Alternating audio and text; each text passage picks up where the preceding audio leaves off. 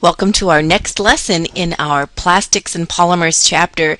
We're looking at how we can perform a condensation reaction in the creation of a polymer. Again, we had practiced in the beginning part of our lesson something known as addition. To remind ourselves as we take next steps, the addition process requires that we have a double bond. That double bond is something we called an alkene, the double bond in a hydrocarbon chain. We understand that that double bond really represented a shared pair of electrons in which we had a radical initiate the reaction, and a radical is something we know is an odd number of electrons. Alrighty, a very highly reactive, unstable species, and when it initiates the reaction, it forces the double bond to unpartner and have the electron go in either direction so that we create a linkage site for the monomers to build polymers. And we saw in this particular reaction what ends up happening is we propagate the chain, we have a linkage between the monomer to monomer. We understand that what makes the plastics different in properties is what this particular a functional group is. Is it a hydrogen? Is it a methyl group? Is it another functional group that would give it qualities in terms of intermolecular attractions? And we also understand it's the way that they arrange themselves, if they're stacked tightly or if they're arranged more like a plate of spaghetti. All of these things we've been discussing in terms of properties of our polymers. This type of addition has no additional products. There's nothing removed along the way to create a spot for the monomers to build together. Now all of this I bring up because we're now taking a next step and showing you a second completely different way that monomers can group to form polymers. So we know monomers make the polymer, and as you saw in our previous section, changes in the monomer lead to changes in the properties of the polymer, and that's the job of the functional group. And we practiced over and over again, just to review in our last lesson, all of these functional groups give properties to the monomers. We had a very important slide we practiced in our last section in which we went through and identified all of the different functional groups that we find in positions on our monomers. We talked about hydroxyl groups, which were alcohols. We noticed those are OH. We talked about carboxylic acids, COOH. We talked about esters. Esters have COOC in the position, COOC. Here's an amine and here's an amide, amine and amide, all representing different functional groups. And now when we start thinking about how monomers come together in a condensation reaction, we look at those functional groups. Notice in this particular molecule I have a carbon backbone, carbon 1, carbon 2, and on carbon 1 we have a hydroxyl group. A hydroxyl group is a functional group known as an alcohol. The hydroxyl group gives us the functional group of an alcohol. We also have the functional group at carbon number 2, identical. We call this a diol, 2 alcohols on this particular carbon backbone. Carbon 1 has an alcohol. Carbon 2 has an alcohol. The name of this particular functional group would be known as a diol. Now you might know this. Let me just write its chemical name. We call it ethylene glycol. It's typically known as like radiator fluid, antifreeze. In terms of marketing and where you might purchase that on a store shelf, antifreeze. Ethylene glycol is a diol. Now this is our first monomer number 1 in our first experimentation here with a condensation polymer. So here we have a second molecule. The second molecule I'm going to name for you. It has a name called Tera, T-E-R-A, and then we're going to write P-H-T-H-A-L-I-C,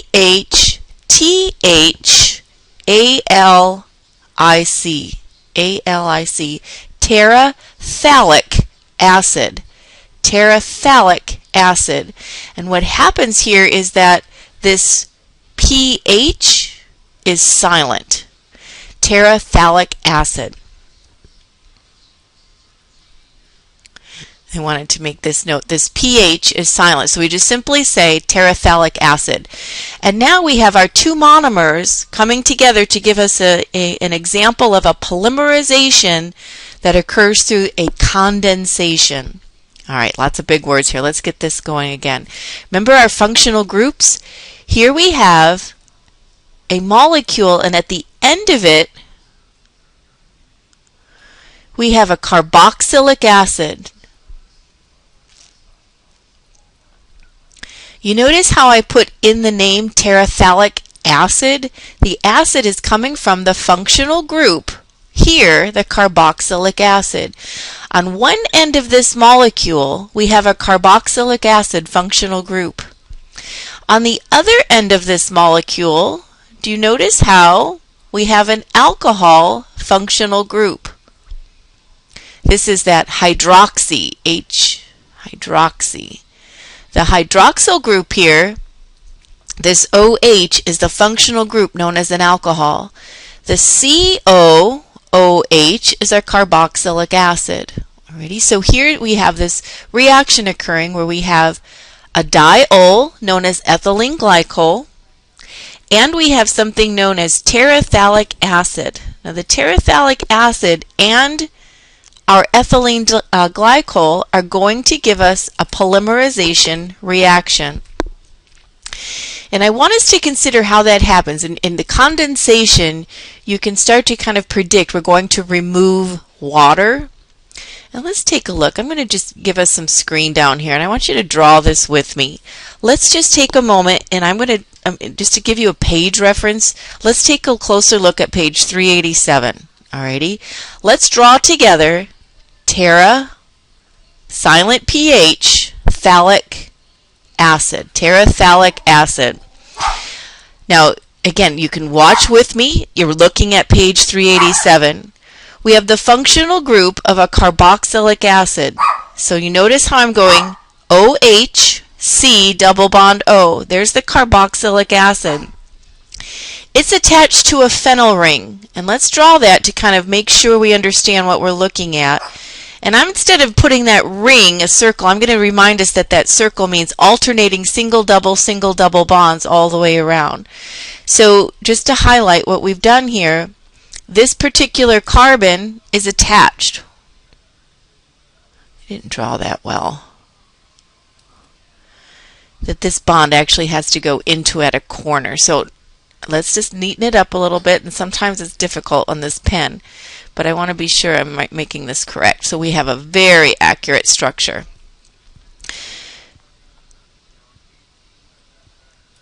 Let me go back to blue. We have 1, 2, 3, 4, 5, 6 carbons in this. Like if I were to try to clean that up, we have 6-sided carbon ring.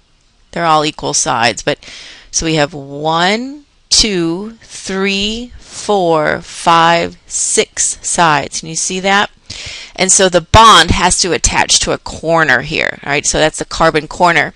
Let's emphasize what we've just done. We've done carbon, carbon, carbon, all at each angle. All right, you see how that little ring works there? It's called a phenyl functional group. All right, so now back to blue. We're going back to our original structure. Up here we see that we also have a C double bond O, OH.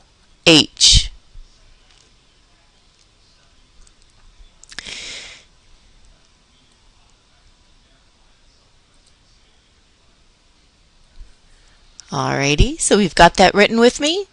We just drew the basic building block of a monomer called terephthalic acid. Now notice the functional group here. We have a carboxylic acid, COOH, at one end, and we have another carboxylic acid, COOH, at the other end. Monomer number 1, terephthalic acid. Now let's take a closer look at the second monomer of our first example of a condensation. Let's draw together, because drawing really highlights the structure, not just staring at it, but draw it with me, what we called ethylene glycol. And that glycol is a diol having 2 alcohol groups. So here we had an alcohol group attached to a carbon-carbon chain and then another alcohol group. I don't know why I keep losing my marker. Here we have an OH. Alrighty, these are hydrogens just to make sure the carbon has a full octet. Alrighty, so here we notice again a functional group where we have an alcohol at either end. This monomer is a diol because it has 2 alcohols. Here we had a functional group as well, but they're both carboxylic acids. How can we get these 2 monomers to connect? Alrighty, and then in the process we're going to split out water molecule. So let's take a peek at what's happening. On the carboxylic acid, I'm going to highlight this in yellow. The carboxylic acid is going to cleave off the OH from the COOH to create a linkage spot for connecting these 2 monomers. The alcohol cleaves off the hydrogen to make a linkage spot between the 2 monomers to form the polymer.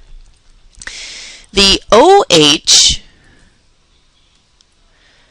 comes from the carboxy acid.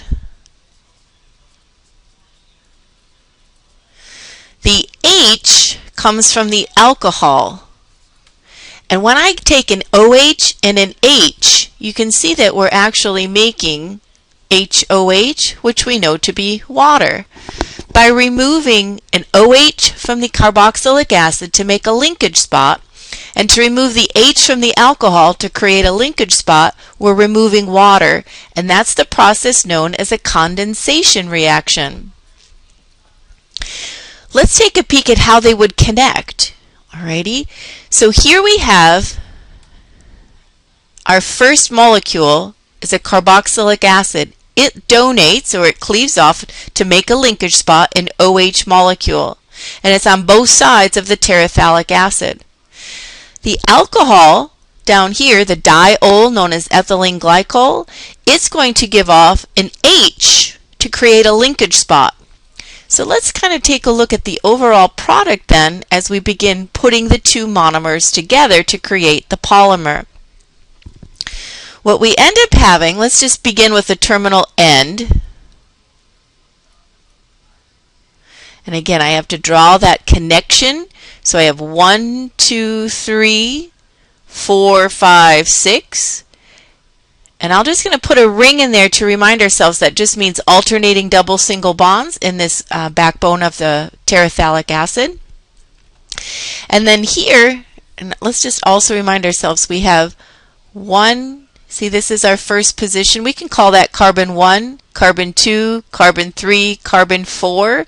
So they are in position. If I called this carbon 1, 2, 3, 4, on that 4th position over, and you can get there in either direction, right? 1, 2, 3, 4. That position is where we see the next linkage come off. And then I had that next linkage being a C double bond O, but now all of a sudden, remember this OH is removed. And what is it going to attach to? We remove the H from the ethylene glycol, and what's left? We have an oxygen from the alcohol, and then we go C, C, right here, and then now we have the OH again. And these have hydrogen, hydrogen to fill the octet. Alrighty. And then when we look at this, I have just placed in 2 monomers. One of them came from the original structure of terephthalic acid, And remember the terephthalic acid donated an OH, so its original structure landed here. And in the second structure, we originally had the ethylene glycol, the diol, and its original structure ended here. This then is the linkage between the two molecules. And to create that linkage, we had to remove a water. Split out an H2O and you can begin to see how to connect. So what if we wanted to connect a next polymer here? And notice this is our terephthalic acid, silent pH, and this was our ethylene glycol. If we wanted to propagate this chain, we're going to say, let's call this monomer A, monomer B. We'll have to follow that same pattern as we propagate the chain. Two different monomers add in a sequential order. Terephthalic acid, call it A. Ethylene glycol, call it B. Then we're going to say A goes to B, A goes to B, and so forth. So we can't hook two identical monomers in a row. But let's hook another one. Let's hook an A, that first monomer known as terephthalic acid. How would that look? Well, remember, terephthalic acid had this phenyl group backbone, so I'll just draw that in here. And again, instead of, well, I can show that, alternating double single bonds, we understand that these are carbons at every turn. Remember that these also have hydrogens to complete that octet as well. So coming off of this position here, we had a C double bond O, and I had an OH. That was the original structure. Here's the original end of the ethylene glycol. How do we get out, or how do we create this linkage spot? Well, the linkage spot says we have to split out a water. The H from the alcohol and the OH from the carboxylic acid split out. The process of condensation, isn't it? The process of condensation says we're going to remove water to create a linkage spot. So if you remove a water, and let's just take our eraser and show this. I remove a water, minus H, minus OH. There's the linkage spot now that allows us to go in and create a bond between the two monomers. And so let me grab this carbon to this oxygen, now link. Now remember, we have position 1, 2, 3, 4. So at this position of the carbon, we have a C double bond O, OH, finishes that, back up here, finishes that original terephthalic acid. Keep propagating. We just put A in. Now we want to add monomer B. Monomer B is the diol known as ethylene glycol. So again, I'll just start by drawing the two carbon backbone, and I know it has an OH as one functional group, and I know it has an OH as the other functional group. How do we get the linkage between the carboxylic acid functional group of terephthalic acid? How do we get it to link to the diol called ethylene glycol? And that answer we know is to split out a water. The OH comes from the carboxylic acid. The H comes from the alcohol. When we remove that, it's called a condensation reaction to remove the H, OH, and we create a linkage. So let's just take our eraser. We'll create the splitting out of water, HOH, and when we're done with that process, we've created a bond between monomer A and B, and I'm drawing those long, but they wouldn't be that long. C double bond O bonded to the oxygen of CCOH, and the chain would continue to propagate. What type of linkage did we just make in our monomer A linking to monomer B? Do you see how we have a C double bond O attached to an O attached to a C that propagates? What type of linkage is C double bond O, OC? What I'm referring to is that previous lesson when we learned about all those functional groups. We looked at C double bond O, OC. It's an ester. The linkage we're creating from our example here in condensation is known as an ester. Let's write that into our notes. It's a very important discovery here, way at the bottom. Our linkage is known as an ester. E-S-T-E-R. There, we got it. The linkage we form is an ester.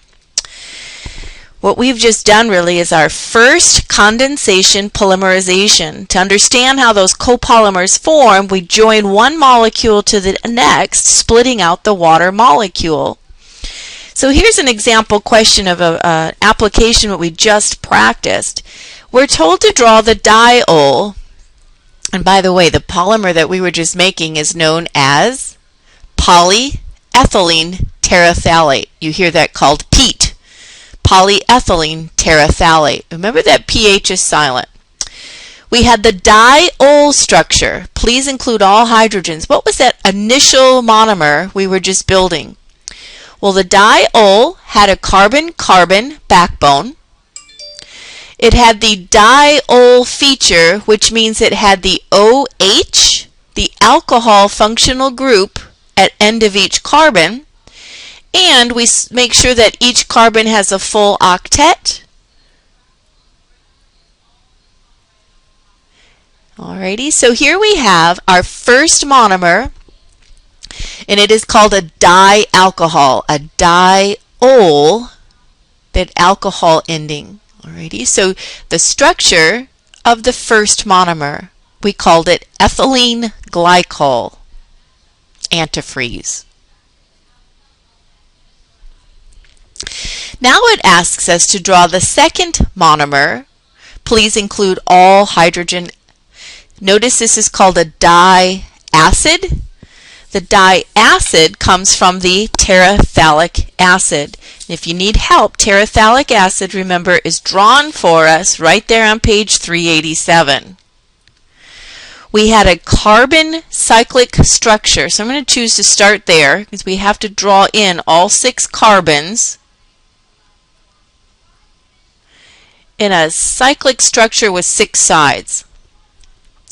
We know that it's going to alternate double, single, double, single, double bond.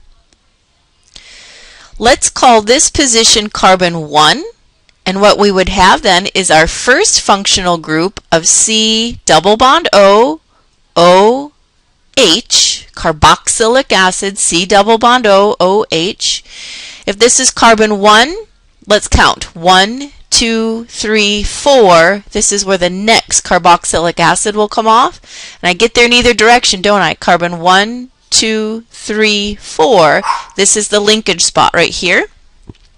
And we have another carboxylic acid, COOH. 2 alcohols. But we have to remember that the carbons that don't have another linkage are being satisfied with their octet by other hydrogens. So we had to draw in 8 carbons. 1. Okay, there's 6 in the cycle, right? 6 here in the cyclic structure. 7, 8. So that gets me the 8. Do we have 6 hydrogens? 1, 2 at the end of each carboxylic acid, and then 3, 4, 5, 6. Perfect. And the 4 oxygens are represented. 1, 2, 3, 4. So we've now accounted for all C8H6O4 in the diacid. We called this molecule terephthalic acid. The building blocks of PET, polyethylene terephthalate. It's produced through a condensation polymerization reaction. In this particular homework question, we were simply asked to draw in those building blocks. Ethylene glycol will condense with terephthalic acid to produce polyethylene terephthalate, a plastic known as PET, P-E-T. And that's exactly what we just drew, isn't it? OH, CH2, CH2, OH is ethylene glycol, a diol having 2 alcohol groups. We also drew in terephthalic acid, which had our six-sided benzene ring with alternating double single all the way around. We made sure the hydrogens satisfied the octet on those carbons that did not involve themselves in the carboxylic acid functional group, C double bond O H. Now, it doesn't ask us anything, but remember the linkage comes from removing the OH from the carboxylic acid and the H from the alcohol. This gives us a condensation reaction, and the linkage we end up with, the linkage ends up to be an ester where we have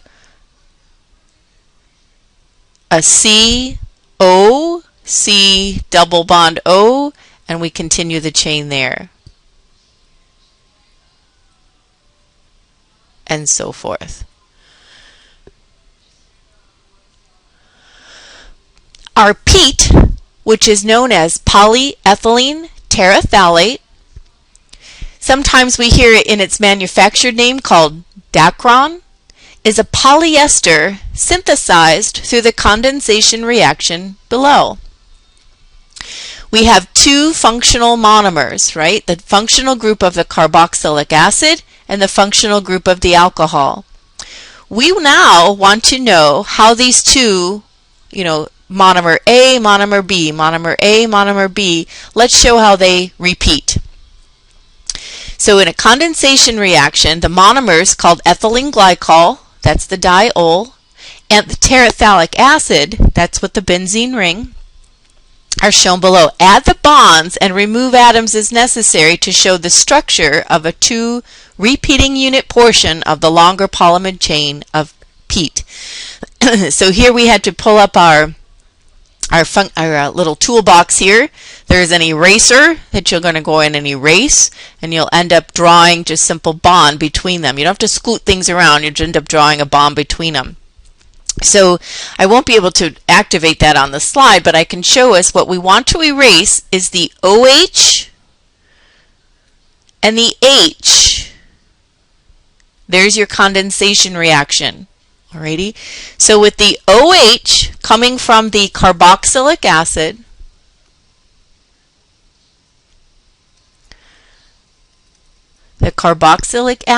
we remove the OH. From the alcohol, we take the H. So I have to erase those, and what I'll end up doing is then just connecting C double bond O, OCH2, CH2. Remember, this is the alcohol. The alcohol removes the hydrogen. The carboxylic acid removes the OH. So our bond connects the O from the alcohol to the carbon of terephthalic acid. Remove the OH from the alcohol and from the carboxylic acid, and remove the H from the alcohol. And when we do so, we take our bond and connect C double bond O, O, CH2, and so forth. And this type of linkage is known as an ester. C double bond O, OCH, this is known as the ester functional group.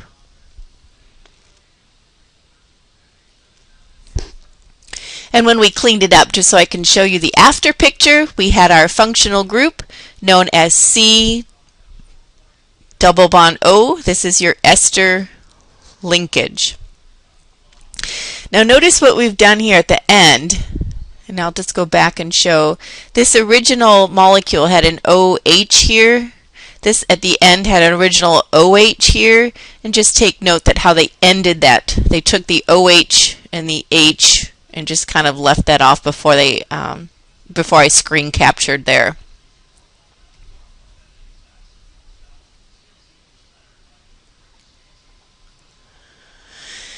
Let's take a look at a second type of polymerization from condensation using two different building blocks. Proteins, which is a type of amino acid, is joined by condensation polymerization. Now let's talk about an amino acid functional group. Amines are the functional group of NH2. So from our previous chart, this NH2 is known as an amine. And this functional group we called a carboxylic acid.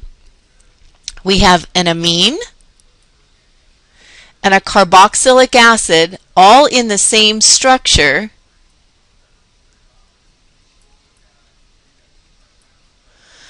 This molecule that has one functional group known as an amine and another functional group known as a carboxylic acid, all in the same structure, are called amino acids. Now, amino acids, very important in biochemistry, are the building blocks of what we call proteins. Amino acids, an amino group and the acid group. There are 20 naturally occurring amino acids. When I start to hook them into a polymer, I start to create proteins. And the linkage actually has a special name. The special name is known as a peptide bond. So a carboxylic acid and an amine create a structure known as an amino acid. There's 20 of those. Here's my analogy. We have 26 letters in our alphabet. How many different words can we make just by ordering them differently? 26 letters. How many different words can we make by arranging those letters in a different order? Quite a few. We have 20 amino acids that build our proteins in our body. How many different proteins can we make by just simply rearranging the order in which they link?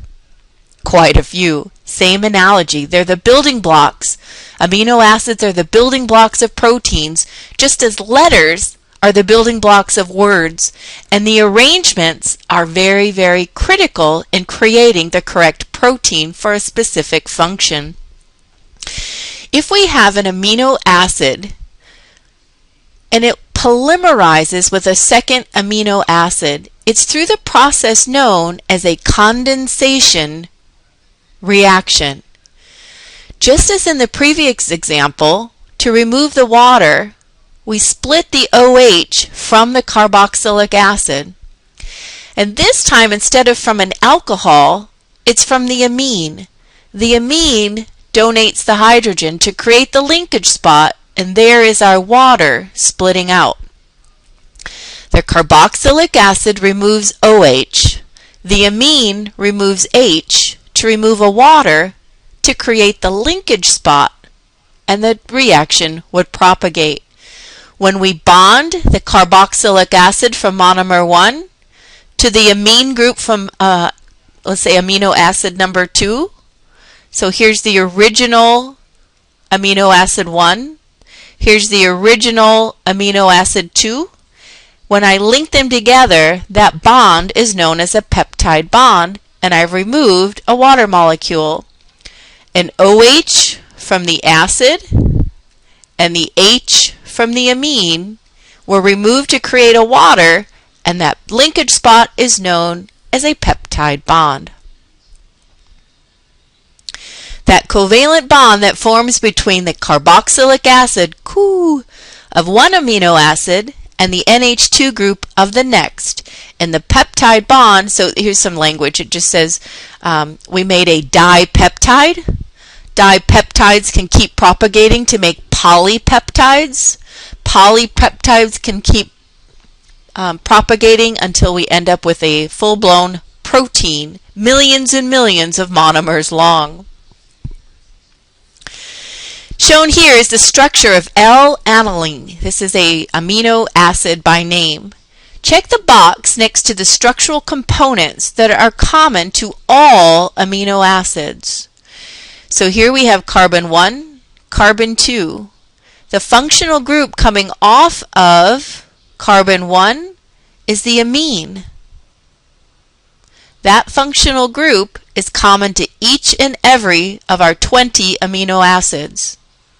Coming off of carbon 2 is our second functional group called the carboxylic acid.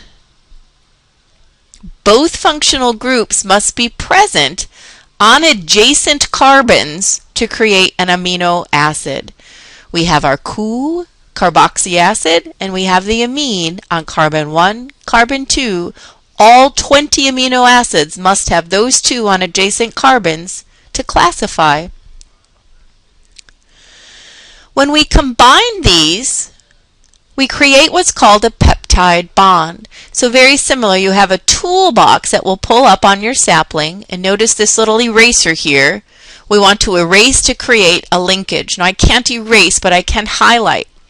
I notice that the OH from the carboxy acid is going to be removed to create a linkage spot. Right here is the nitrogen, isn't it? So right here is the spot where I'm going to take the hydrogen, and these two will be erased to create water. And so what I'm showing you is the spot for the linkage. This carbon has to attach to this nitrogen to create what we called the peptide bond.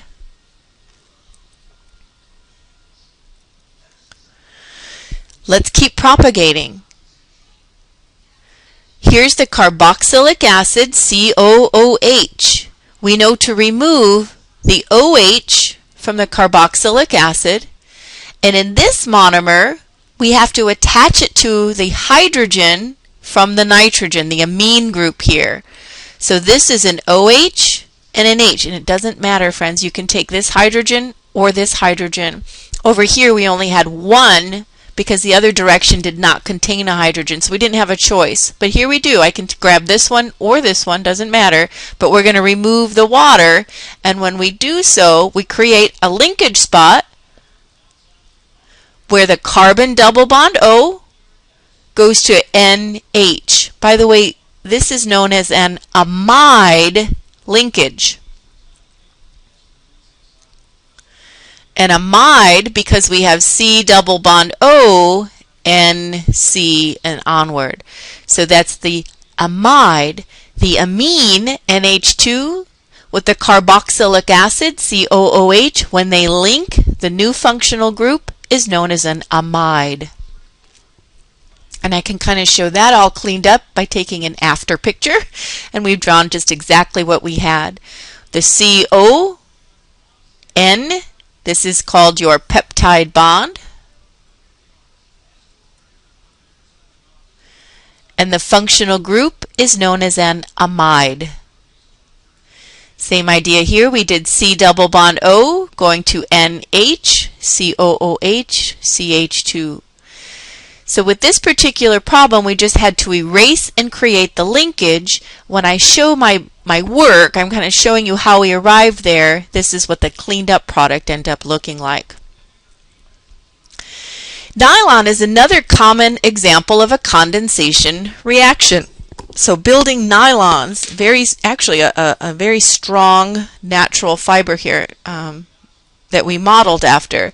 This is known as a polyamide. And if you're looking for a page reference, page 389. So nylon being another common example of a condensation reaction. So we have to examine two specific types of polymers. The first is proteins, which we just discussed, natural polymers. Those are found in our muscles, fingernails, and hair. And the second important condensation reaction is that of making nylon, which are actually synthetic substitutes that brilliantly duplicate some of those properties of silk, a naturally occurring protein. So amino acids, we just had a great talk about those two different functional groups of amino acids. And as we started to build proteins, we know to take the COOH, the OH off of the carboxylic acid, and off of the amine, we take off the hydrogen to split out a water.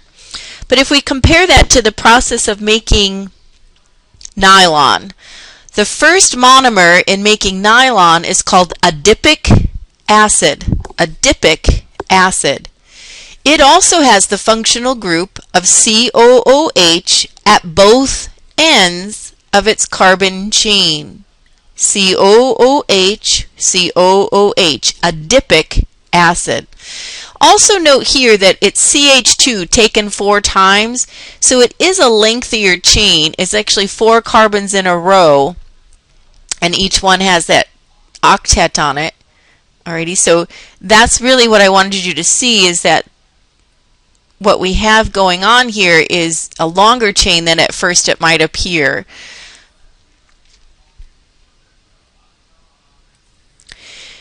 Now, how do we start hooking this together? Let's look at monomer B. Hexamethylene diamine. Can we try that together? Hexamethylene diamine. All right, what does that mean? Hexa, how many? 6. There's 6 groups of methylene. Methyl means one carbon. ENE is a structure telling us put in 6 carbons. 1, 2, 3, 4, 5, 6. That's hexamethyl diamine, because each structure has an amine group at the end. See it? NH2 is an amine. NH2 is an amine. Hexamethylene diamine. It's a mouthful, isn't it? Hexamethyl diamine. But what's important in all of this is that we're seeing some functional groups here that could create a condensation reaction and create a linkage. Now remember, a COOH always removes the OH group. The amine removes the hydrogen, and we know this condensation means to remove water. We create a linkage spot between the acid functional group and the amine functional group and create a bond, and the chain will propagate. Now technically this is not known as a peptide bond because it's not building a protein. Peptide bonds are specifically designed for polypeptides and coming from amino acids. These are not amino acids, they are synthetic monomers, and therefore it's not properly called a peptide bond. So here's an example, and this one actually is coming from your page 391, an example of a synthetic molecule known as Kevlar. Like bulletproof vests are made of Kevlar. Very strong synthetic fiber. Kevlar is made by the condensation reaction of 1,4-phenylene diamine and terephthalate chloride. Friends, the names aren't critical, but here we have a diamine, and over here we have an oil, OYL, chloride, C double bond O, Cl. How might you predict these two condensing? To put them together? Well, we have to create a linkage spot. And with this particular example, it happens to not remove water because I don't have an OH on the end of this alcohol right here, COOH. It's not that OH, it's a chloride. It's just different. And here I have the hydrogen from the amine. To create the linkage, we're actually going to remove an H from the amine and the Cl from this terephthalate chloride. And that linkage then would go right through here. The N from the first monomer attaches to this carbon double bond O, which then completes the structure. The formula of the compound that we had to remove to create the linkage is HCl. I removed a hydrogen from the amine, the Cl from this particular functional group, and we created a linkage to make a monomer A attached to monomer B, and the chain would propagate down in that same order. So if I wanted to add a next linkage, if you picture here, I'd have to take an H and the Cl, and I could create the linkage and propagate. And that's exactly what I'm showing here. We removed one of the H's from the first amine. We removed an Cl from this functional group, and that is our linkage site between the two monomers. Not technically a condensation because we didn't remove water. We made a separate molecule called HCl. Which of the following are general methods of polymer production? Well, you know what? We practiced 2. The very first we practiced was called an addition. The addition process took an alkene through the radical process of unpartnering electrons to propagate the chain. There were no additional products made. We just added monomers together. That's known as an addition. The next one we focused on was condensation, and this one actually did split out a small molecule. We practiced mostly splitting out an HOH, or you could split out an HCl like we did in our last example, but we removed a small molecule to create the linkage spot. So condensation and addition were the two general methods we just explored to make a polymer from monomers.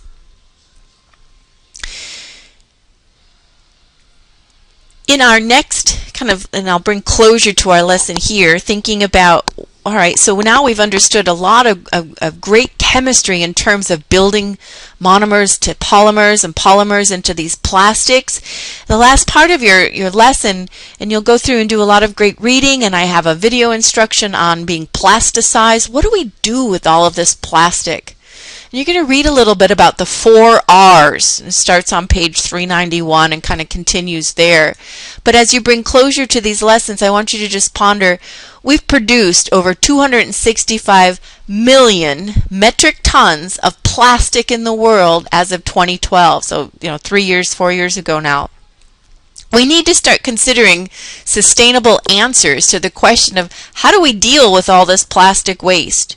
And I want you to consider, as through your reading and through your outlining of your chapter, the 4 R's. To reduce. We have to reduce the amount of materials we use. Maybe I don't need to take a new plastic water bottle every time I want to take a drink. We need to reuse. We need to reuse the materials.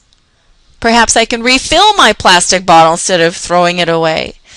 What are we doing for recycling plastic materials, or at least recycling the energy that is used to hold those plastic bonds together? Reduce, reuse, recycle, and recover are the 4 R's when we start considering how to deal with all of the solid waste we are producing with this technology of producing plastics. So this is a very important section in your reading, and I want you to consider each one carefully as you detail your outline in section 9.8. Tell me all you can about the 4 R's in your how we're managing solid waste. And to actually just bring closure, you'll talk about recycling plastics. You'll look at examples of our waste management and how much plastic are we actually putting into the landfills.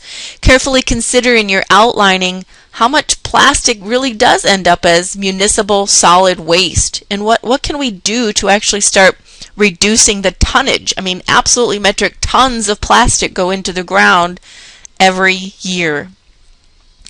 And then keep considering, as you're bringing closure, that process of recycling. Are we getting better or are we getting worse? This is an interesting statistic. Even though we're recycling more and more plastic than ever in the United States, we are getting better at recycling. Statistically, we recycle less plastic by percentage as the years go by. Now, what does that mean?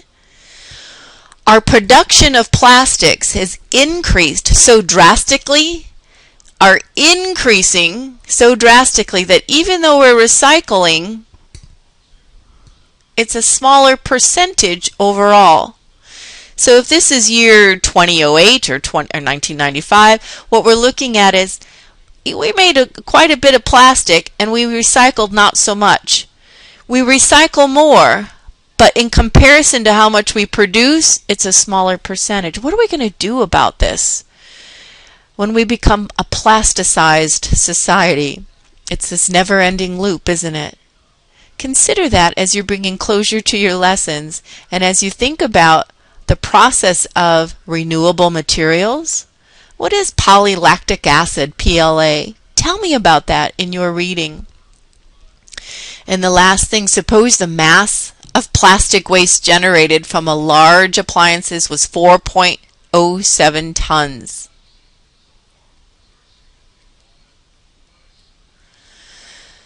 The plastic waste generated from large appliances was 4.07 tons. Now that's an astronomical number, but it's only from one industry making appliances.